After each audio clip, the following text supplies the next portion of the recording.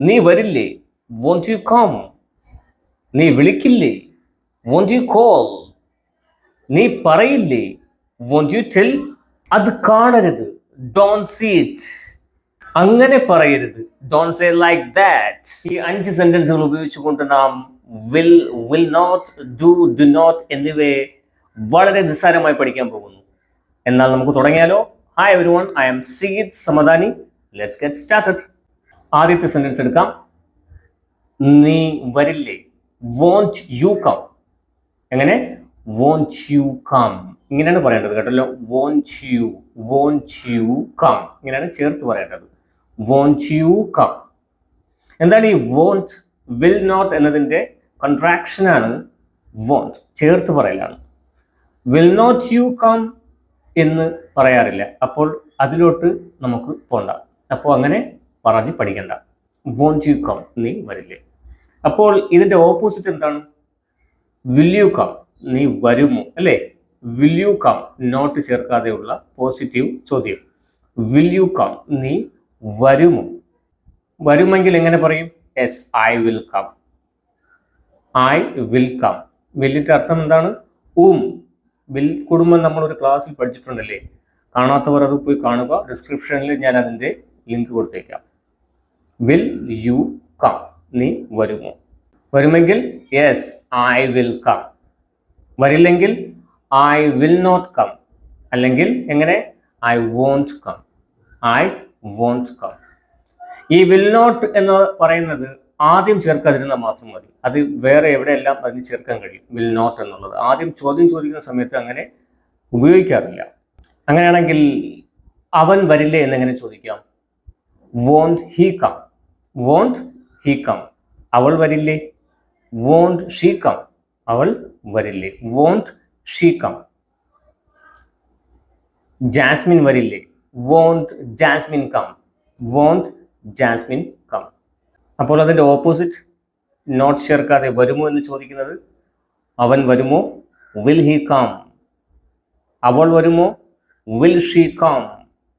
Jasmine വരുമോ? Will Jasmine come. ഇത്രയേ ഉള്ളൂ. അതേ സെന്റൻസിനെ കുറച്ചുകൂടി വലുതാക്കിയാൽ എങ്ങനെ ഇരിക്കും? അവൻ നാളെ വരില്ലേ? അവൻ നാളെ വരില്ലേ? Won't he come tomorrow. അവൻ നാളെ വരില്ലേ? അവൻ നാളെ വരുമോ എന്നെങ്ങനെ ചോദിക്കും? Will he come tomorrow. Will he come tomorrow. അവൻ നാളെ വരുമോ? അവൻ മറ്റന്നാൾ വരില്ലേ? അവൻ മറ്റന്നാൾ വരില്ലേ? നാളെ കഴിഞ്ഞിട്ടുള്ള ആദ്യ ദിവസം, അല്ലേ? മറ്റന്നാൾ വരില്ലേ? Won't he come day after tomorrow. Won't he come day after tomorrow. Day after tomorrow എന്താണ്? മറ്റന്നാൾ. അപ്പോൾ അവൻ മറ്റന്നാൾ വരുമോ? Will he come day after tomorrow. Will he come day after tomorrow. അവൻ മറ്റന്നാൾ വരുമോ? What was our second sentence? Won't you call. Won't you call, നീ വിളിക്കില്ലേ? നീ വിളിക്കില്ലേ? നീ വിളിക്കുമോ എന്നെങ്ങനെ ചോദിക്കാം? Will you call. Will you call. Will you call, will കഴിഞ്ഞിട്ട് നോട്ട് ചേർത്ത് ചോദിച്ചപ്പോൾ അത് ഇല്ലേ എന്നുള്ള ചോദ്യമായി, അല്ലേ? വിൽ യു കോൾ, നീ വിളിക്കുമോ? വോണ്ട് യു കോൾ, നീ വിളിക്കില്ലേ? വിളിക്കുമെങ്കിൽ യെസ്, ഐ വിൽ കോൾ. ഞാൻ നിന്നെ വിളിക്കും, അല്ലെങ്കിൽ ഞാൻ നിന്നെ വിളിക്കാം. Yes, I will call you. ഞാൻ നിന്നെ നാളെ വിളിക്കാം. Yes, I will call you tomorrow. ഞാൻ നിന്നെ നാളെ വിളിക്കാം. എങ്ങനെ? Yes, I will call you tomorrow. നീ ജോസഫിനെ നാളെ വിളിക്കുമോ? നീ ജോസഫിനെ നാളെ വിളിക്കുമോ? Will you call Joseph tomorrow. കണ്ടല്ലോ, will you call Joseph tomorrow. നീ ജോസഫിനെ നാളെ വിളിക്കുമോ? നീ ജോസഫിനെ നാളെ വിളിക്കില്ലേ? വില്യു എന്ന് പറഞ്ഞു, അല്ലേ? അപ്പോൾ ഇവിടെ എന്താക്കണം? വിളിക്കില്ലേ, ലേ. Won't you. എങ്ങനെ? Won't you call Joseph tomorrow. നീ നാളെ ജോസഫിനെ വിളിക്കില്ലേ? എളുപ്പമല്ലേ? അതെ, എളുപ്പമാണ്. സെന്റൻസുകൾ പറഞ്ഞ് അതിനെ പ്രാക്ടീസ് ചെയ്യുമ്പോൾ എളുപ്പമാണ്. ഇല്ലെങ്കിൽ എളുപ്പമില്ല. There is no short cut in English. We should take effort. അതേ സെന്റൻസിനെ തിരിച്ചു പറയാണ്. ജോസഫ് നിന്നെ വിളിക്കുമോ? ജോസഫ് നാളെ നിന്നെ വിളിക്കുമോ? ജോസഫ് നാളെ നിന്നെ വിളിക്കുമോ? Will Joseph call you tomorrow? Will Joseph call you tomorrow? Joseph നിന്നെ നാളെ വിളിക്കുമോ? അടുത്തത് എങ്ങനെ? ജോസഫ് നിന്നെ നാളെ വിളിക്കില്ലേ? ജോസഫ് നിന്നെ നാളെ വിളിക്കില്ലേ? Won't Joseph call you tomorrow? Won't Joseph call you tomorrow? Joseph നിന്നെ നാളെ വിളിക്കില്ലേ? എളുപ്പമല്ലേ? യെസ്, എളുപ്പമാണ്. വേറെ രീതിയിൽ ഉപയോഗിക്കാം ജോസഫ് നിന്നെ വിളിക്കില്ലേ എന്നുള്ള ചോദ്യം. Joseph will not call you tomorrow എന്നും പറയാം. Joseph will not call you tomorrow. Joseph നിന്നെ നാളെ വിളിക്കില്ലേ, അത് തന്നെയാണ് അർത്ഥം. മലയാളത്തിലെ അർത്ഥം അത് തന്നെയാണ്. അല്ലെങ്കിൽ Joseph won't call you tomorrow. Joseph നിന്നെ നാളെ വിളിക്കില്ലേ. നമ്മൾ നേരത്തെ ഗ്രാമാറ്റിക്കലായിട്ട് കുറച്ചും കൂടെ സ്റ്റൈലായിട്ട് ഉപയോഗിച്ചതാണ് won't Joseph call you tomorrow. Joseph നിന്നെ നാളെ വിളിക്കില്ലേ. ഇതേ സെന്റൻസ് തന്നെ വില്ലിലോട്ട് പോയാലും ഇങ്ങനെ തന്നെ ചോദിക്കാം, വ്യത്യസ്തമായ രീതിയിൽ ചോദിക്കാം. Will Joseph call you tomorrow? Joseph നിന്നെ നാളെ വിളിക്കുമോ? Joseph will call you tomorrow? Joseph നിന്നെ നാളെ വിളിക്കുമോ? കണ്ടല്ലോ, അത് ചോദിക്കുമ്പോൾ എക്സ്പ്രഷൻ വേണം. Joseph will call you tomorrow? Joseph നിന്നെ നാളെ വിളിക്കുമോ? നമ്മുടെ ഫേസ് എക്സ്പ്രഷൻ ചോദ്യമായിട്ട് ഇവിടെ നിലനിൽക്കണം. കേട്ടല്ലോ. അടുത്ത സെന്റൻസ്, നീ പറയില്ലേ? Won't you tell? Won't you tell? നീ പറയില്ലേ. നീ പറയുമോ? നീ പറയുമോ? Will you tell? Will you tell? പറയുമെങ്കിൽ യെസ്, ഐ വിൽ ടെൽ, ഞാൻ പറയും. പറയില്ലെങ്കിൽ no, I will not tell, ഞാൻ പറയില്ല. അല്ലെങ്കിൽ കോൺട്രാക്ഷൻ, ഐ വോണ്ട് ടെൽ, ഞാൻ പറയില്ല. നീ അവളോട് പറയുമോ എന്നിങ്ങനെ ചോദിക്കാം. നീ അവളോട് പറയുമോ? Will you tell her? നീ അവളോട് പറയുമോ? Will you tell her? അവളോട് പറയുമോ? ഇതേ ക്വസ്റ്റ്യൻ നമുക്ക് യു വിൽ ടെൽ ഹെർ എന്നും ചോദിക്കാം. U will tell her? നീ അവളോട് പറയുമോ? കണ്ടല്ലോ, എക്സ്പ്രഷനോട് കൂടിയാണ് ചോദിക്കേണ്ടത്. അവസാനം ആ ക്വസ്റ്റ്യൻ നമ്മുടെ ഫേസ് കൊണ്ട് നമ്മൾ കാണിച്ചിരിക്കണം. ഇല്ലെങ്കിൽ എന്ത് സംഭവിക്കും? ഇല്ലെങ്കിൽ അതൊരു സ്റ്റേറ്റ്മെന്റ് ആയിട്ട് മാറും. എങ്ങനെ? ആൻസർ പോലെ ആയിരിക്കും. U will tell her? നീ അവളോട് പറയും. കണ്ടല്ലോ, യു വിൽ ടെൽ ഹെർ? നീ അവളോട് പറയും. ക്വസ്റ്റ്യൻ ആകുമ്പോൾ എങ്ങനെയാണ് നമ്മൾ ചോദിക്കുന്നത്? You will tell her? നീ അവളോട് പറയുമോ? You will tell her? നീ അവളോട് പറയുമോ? നീ അവളോട് പറയില്ലേ എന്നെങ്ങനെ ചോദിക്കാം? Won't you tell her? നീ അവളോട് പറയില്ലേ. നീ മേരിയോട് ചോദിക്കുമോ? Will you ask Mary? Will you ask Mary? നീ മേരിയോട് ചോദിക്കുമോ? നീ മേരിയോട് ചോദിക്കില്ലേ? നീ മേരിയോട് ചോദിക്കില്ലേ? Won't you ask Mary? Won't you ask Mary? ഇന്ന് രാത്രി നീ മേരിയോട് ചോദിക്കില്ലേ എന്നെങ്ങനെ പറയാം? ഇന്ന് രാത്രി നീ മേരിയോട് ചോദിക്കില്ലേ. Won't you ask Mary tonight? Won't you ask Mary tonight? അല്ലെങ്കിൽ ഇതേ അർത്ഥം കൊടുത്തുകൊണ്ട് ഇങ്ങനെ ചോദിക്കാം. ടുനൈറ്റ് ആദ്യം കൊണ്ടുവരാം. Tonight you won't ask Mary? Tonight you won't ask Mary? ഇന്ന് രാത്രി നീ മേരിയോട് ചോദിക്കില്ലേ. അപ്പോൾ വിൽ, വിൽ നോട്ട് എന്നതിന്റെ ഉപയോഗം നമ്മൾ ഈ രീതിയിൽ പഠിച്ചു. അടുത്തത് ഡു, ഡു നോട്ട്. നാലാമത്തെ എക്സാമ്പിൾ, അത് കാണരുത്. അത് കാണരുത്. എങ്ങനെ പറയും? Don't see it. Don't see it. It എന്നതിന്റെ അർത്ഥം എന്തൊക്കെയാണ്? ഇത് അല്ലെങ്കിൽ അത് എന്നാണ്.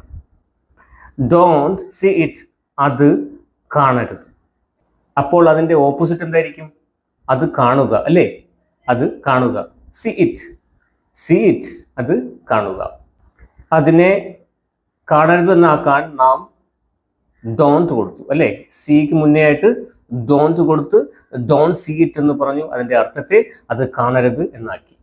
അപ്പോൾ നീ അത് കാണുക അല്ലെങ്കിൽ നിങ്ങൾ അത് കാണുക എന്നെങ്ങനെ പറയാം? U see it. യു ആദ്യം പറയുക, രണ്ടാമത് സീ ഇറ്റ്, അത് കാണുക. You see it, you see it. നിങ്ങൾ അത് കാണരുത് എന്നെങ്ങനെ പറയാം? നിങ്ങൾ അത് കാണരുത്. യു ഡോണ്ട് സീ ഇറ്റ്, അല്ലേ? നേരത്തെ കാണുക എന്ന് പറഞ്ഞല്ലോ.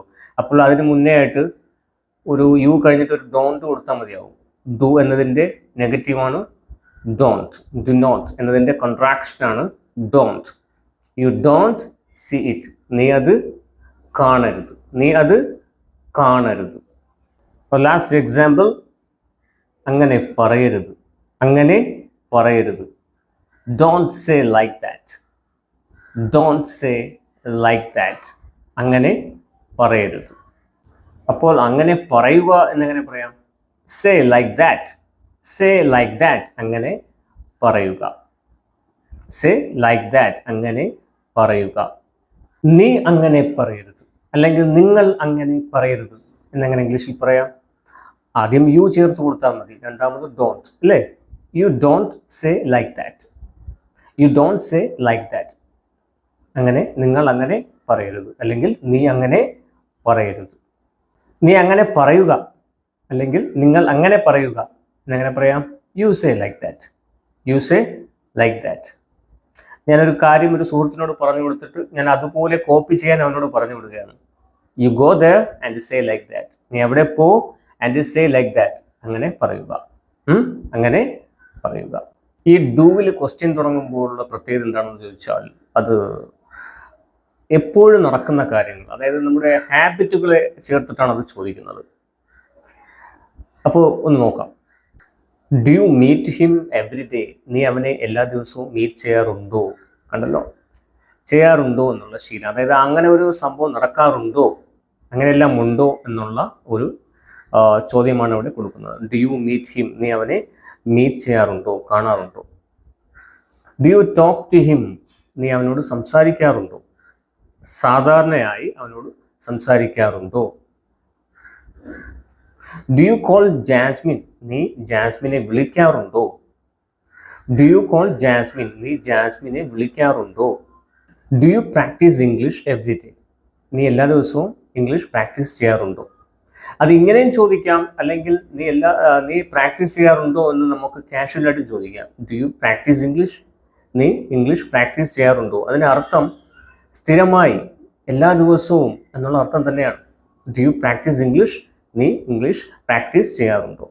ഇപ്പോൾ ഡു വെച്ച് ചോദ്യം ചോദിക്കുമ്പോൾ ശ്രദ്ധിക്കേണ്ട ഒരു കാര്യമേ ഉള്ളൂ. നമ്മളിപ്പോൾ ചോദിച്ച ചോദ്യങ്ങളെല്ലാം നിങ്ങളൊന്ന് കാണാതെ പഠിക്കുക, കാണാതെ പഠിച്ചിട്ട് പ്രാക്ടീസ് ചെയ്ത് വെക്കുക. ഇങ്ങനെയാണ്, അതായത് ഉണ്ടോ ഉണ്ടോ ഉണ്ടോ, അതായത് സാധാരണയായിട്ട് നിങ്ങൾക്ക് ഒരു ശീലമുണ്ടോ, സ്ഥിരമായിട്ട് ചെയ്യാറുണ്ടോ, അത് നിങ്ങളുടെ ഹാബിറ്റിൽ പെട്ടതാണോ എന്ന് അറിയാൻ വേണ്ടിയാണ് ഡു വെച്ച് നമ്മൾ ചോദ്യങ്ങൾ ചോദിക്കുന്നത്. അപ്പോൾ ഇന്നത്തെ ക്ലാസ് ഇത്രയേ ഉള്ളൂ. നമ്മൾ ഇന്ന് പഠിച്ചത് വിൽ നോട്ട്, അതിൻ്റെ ചോദ്യങ്ങളും അതിനെ നമ്മൾ വേറെ രീതിയിൽ ആൻസറുകളും ഉണ്ടാക്കി. പിന്നെ ഡു നോട്ട്, അതിൻ്റെ ചോദ്യവും ആൻസറും. അതുപോലെ നിങ്ങൾക്ക് ഒരു ടെസ്റ്റ് ഉണ്ട്, ഇതാണ് നിങ്ങളുടെ ടെസ്റ്റ്. നീ നാളെ എന്നെ വിളിക്കുമോ? നീ നാളെ എന്നെ വിളിക്കുമോ എന്ന് എങ്ങനെ ഇംഗ്ലീഷിൽ പറയാം? കൃത്യമായ ആൻസർ കണ്ടെത്തി കോമൻറ്റ് ബോക്സിൽ അറിയിക്കുക. ഓക്കെ. അതുപോലെ ഇംഗ്ലീഷ് സംസാരിക്കണമെന്ന് ആഗ്രഹമുള്ളവർ, അതായത് ഗ്രാമർ അല്ല എനിക്ക് ആവശ്യം, എനിക്ക് സംസാരിക്കണം, എനിക്ക് കുറച്ച് ആൾക്കാരുമായിട്ട് സംസാരിക്കുന്ന ഒരു കോഴ്സാണ് ആവശ്യം. അങ്ങനെയുള്ള ഒരു കോഴ്സ് ഞാൻ കുറച്ച് നാൾ കൊണ്ട് റൺ ചെയ്യുന്നുണ്ട്. ഒരുപാട് ആൾക്കാർ അതിൻ്റെ ഭാഗമാണ്. നിങ്ങൾക്കും അതിൻ്റെ ഭാഗമാകണമെങ്കിൽ, കോഴ്സിൻ്റെ ഡീറ്റെയിൽസ് അറിയണമെങ്കിൽ എൻ്റെ വാട്സപ്പിൽ മെസ്സേജ് ഇടുകയോ അല്ലെങ്കിൽ വിളിക്കുകയോ ചെയ്യാം. അപ്പോൾ അടുത്ത ക്ലാസ്സിൽ കാണുന്നതുവരെ see you in the next video. Thank you so much.